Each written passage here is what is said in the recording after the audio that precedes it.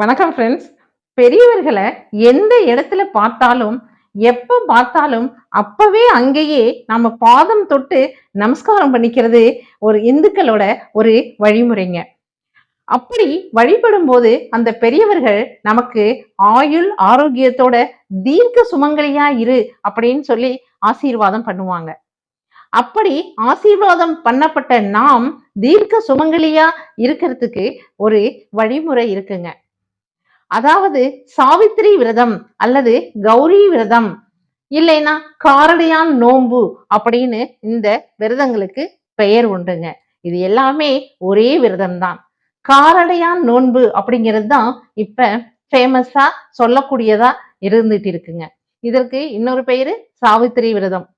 இந்த நோன்பு எப்படி இருக்கணும், எந்த அம்மனை தரிசிக்கணும் அப்படிங்கிறத பத்தி தான் இந்த பதிவுல நம்ம பார்க்க போறோம். ஃப்ரெண்ட்ஸ், அதுக்கு முன்னால நம்ம ஜெயகௌரி ஜோதிடாலயம் சேனலை சப்ஸ்கிரைப் பண்ணாதவங்க சப்ஸ்கிரைப் பண்ணிருங்க. அப்படியே பெல் பட்டனை பிரஸ் பண்ணுங்க, லைக் பண்ணுங்க, ஷேர் பண்ணுங்க. ஃப்ரெண்ட்ஸ் வாங்க ஃப்ரெண்ட்ஸ், பதிவுக்குள்ள போலாம்.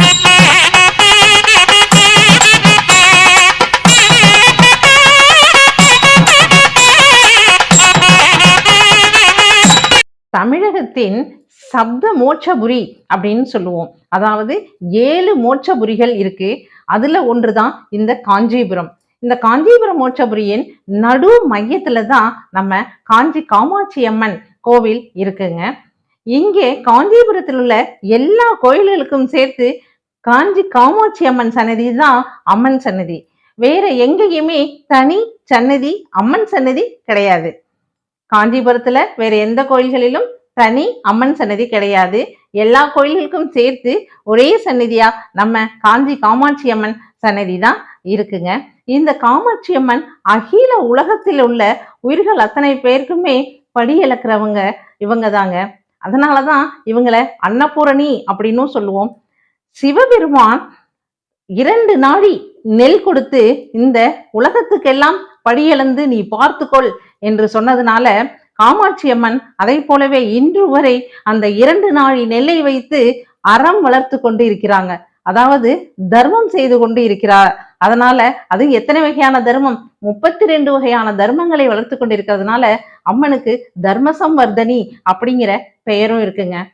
இப்படிப்பட்ட காஞ்சி காமாட்சி அம்மன் நம்ம வீட்டுக்கே வந்து நமக்கு ஒரு ஆசீர்வாதம் பண்ற நாள் அப்படின்னா அதுதாங்க காரடையான் நோன்பு. இந்த காரடையான் நோன்பு விரதம் இருக்க ஒவ்வொரு வீட்டிலையும் அன்னைக்கு காமாட்சி அம்மன் நேரடியாகவே வந்து ஆசீர்வாதம் பண்ணுவாங்க. அப்படி இருக்கும் போது இந்த நோன்புக்கு சாவித்திரி விரதம் அப்படின்னும் ஒரு பெயர் இருக்கு. ஏன்னா சத்தியவானின் மனைவி சாவித்திரி இந்த காரடையான் நோன்பு விரத முறையால வழிபட்டு வந்ததுனால அந்த பெயர் ஏற்பட்டு இருக்குங்க. ஃப்ரெண்ட்ஸ், இந்த சாவித்திரி விரதம் அப்படின்னு சொல்றதுக்கான ஒரு காரணம் இருக்கு. அது என்னன்னா, திரியமுத் சேனன்கிற ஒரு மன்னன் இருந்தான். அந்த மன்னன் எதிரிகளோட படையெடுப்புனால ஒரு முறை தன்னுடைய நாட்டையே இழந்துட்டான். தானும் தன்னுடைய மனைவியும் காட்டுக்குள்ள இருந்து வாழ்ந்துகிட்டு இருக்காங்க. அந்த சமயம்தான் சத்தியவான்கிற ஒரு ஆண் குழந்தை பிறக்குது. அந்த குழந்தையும் இந்த மன்னரும் அரசியும் அந்த காட்டிலேயே வாழ்ந்து கொண்டிருக்கும் போது மன்னனுக்கும் அரசிக்கும் திடீர்னு கண்ணு தெரியாம போயிருது. சத்தியவான் மரம் வெட்டி அதை விற்றுதான் பிழைத்து கொண்டிருக்கான். அப்பொழுது பக்கத்து நாட்டு மன்னனான அசுவதி அப்படிங்கிற மன்னனுடைய பொண்ணு சாவித்திரி தான் இந்த சத்தியவானை திருமணம் செய்து கொள்றதா சொல்றாங்க. உடனே இல்ல, நான் வந்து இந்த மாதிரி காட்டுல இருக்கேன், எந்த விதமான வசதியும் இல்லை, நீங்க ராணி அப்படின்னு எவ்வளவோ சொல்லி இளவரசி அப்படின்னு எவ்வளவோ சொன்னாலும் அவங்க கேட்கவே இல்லை. இல்ல பரவாயில்ல, நானு சத்தியவானதான் திருமணம் செஞ்சுக்குவேன் அப்படின்னு சொல்லி திருமணம் செய்யறாங்க. அப்பவே அவங்களுக்கு தெரியும் நமது கணவருக்கு ஆயுள் குறைவு அப்படிங்கிறது அவங்களுக்கு தெரிஞ்சுதான் அவங்க திருமணம் செய்யறாங்க. 2 பேருமே அந்த காட்டிலேயே வாழ்ந்து கொண்டு இருக்கும்போது ஒரு காலகட்டத்துல அவருடைய சத்தியவானுடைய ஆயுள் முடியக்கூடிய நேரம் வந்து விடுது. மரம் வெட்டி கொண்டு இருக்கும் போதே திடீர்னு சத்தியவான் மயங்கி விழுந்து இறந்து போறாரு.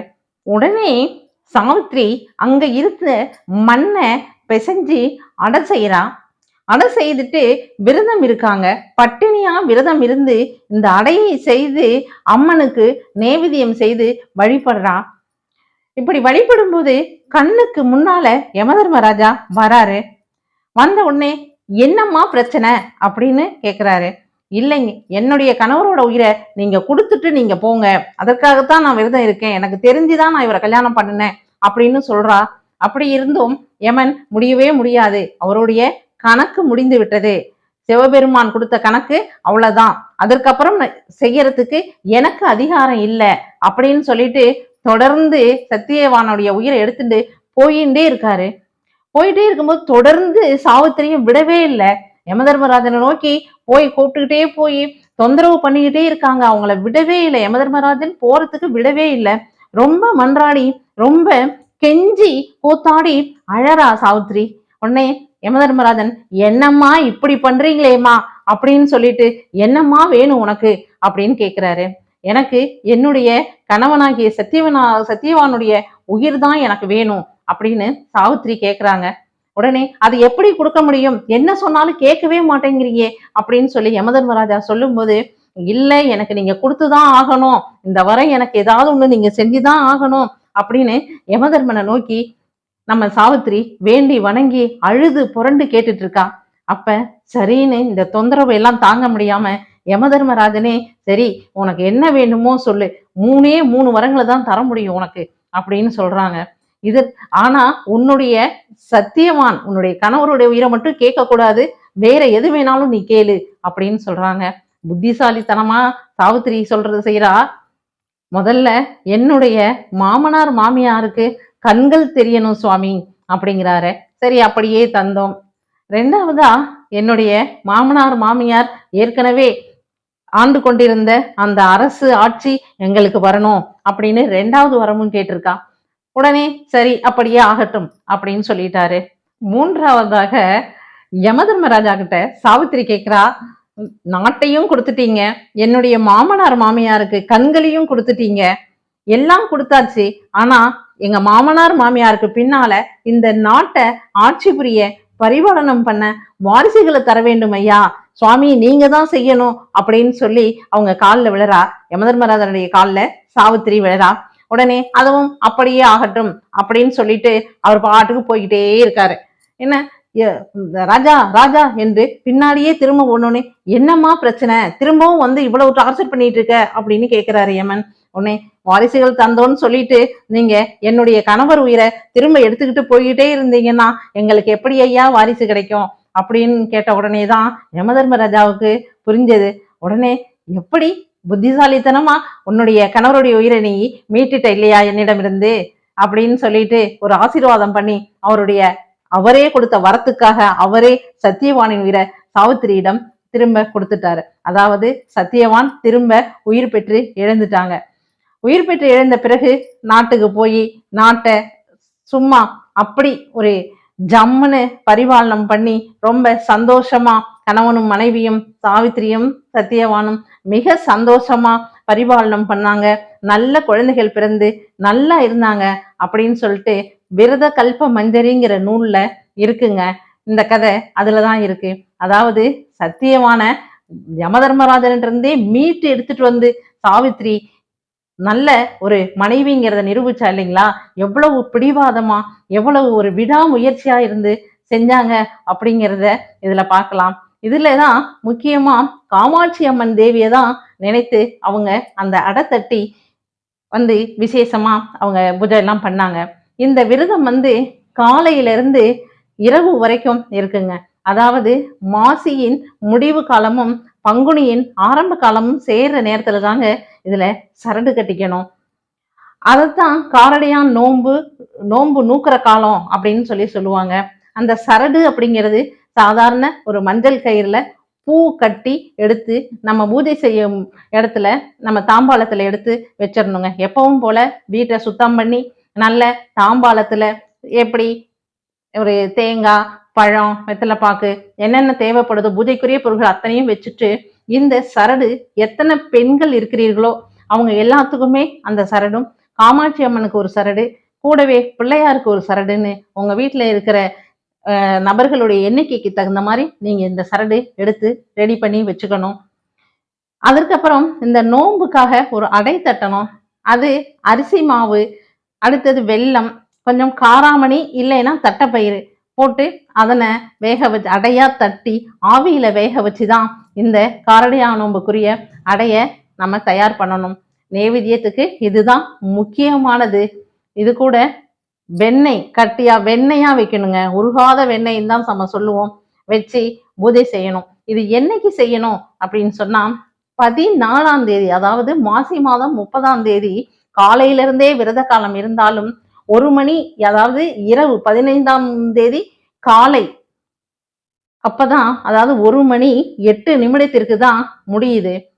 நம்ம இந்த இடைப்பட்ட காலத்துல தான் இந்த சரடு கட்டிக்கிறத நிகழ்ச்சிய வச்சுக்கணும். ஏன்னா 11:45 இருந்து 12:10 தான் நம்ம சரடு கட்டிக்கணும்.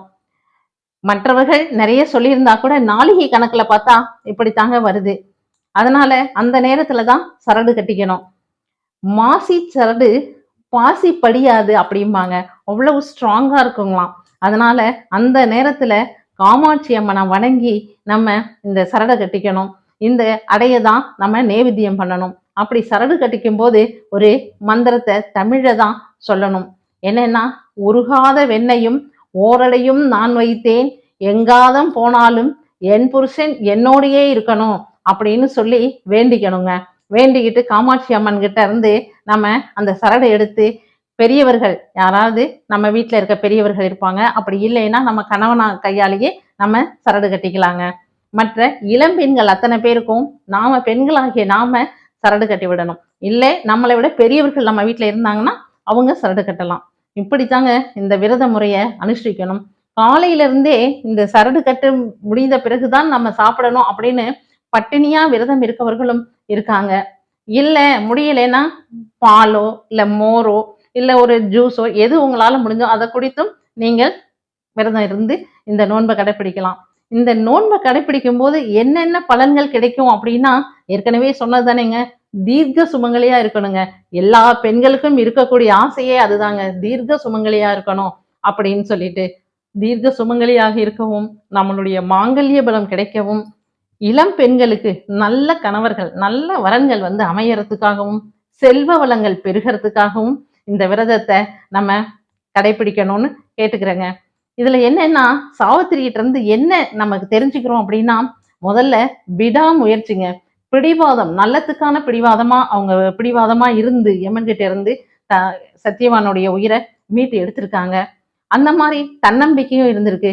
நம்ம ஒரு விஷயத்த, பெண்களாக்கி நம்ம ஒரு விஷயத்த, நல்ல விஷயத்த நல்ல முறையில முடிக்கணும்னா விடாமுயற்சி வேணுங்க. அதுதான் இங்க முக்கியமா இருக்கு. அந்த விடாமுயற்சியோட எல்லோரும் இருந்து நம்ம வீட்டையும் குடும்பத்தையும் நாட்டையும் பார்த்துக்கிறது நம்ம பெண்களுடைய வேலை தாங்க.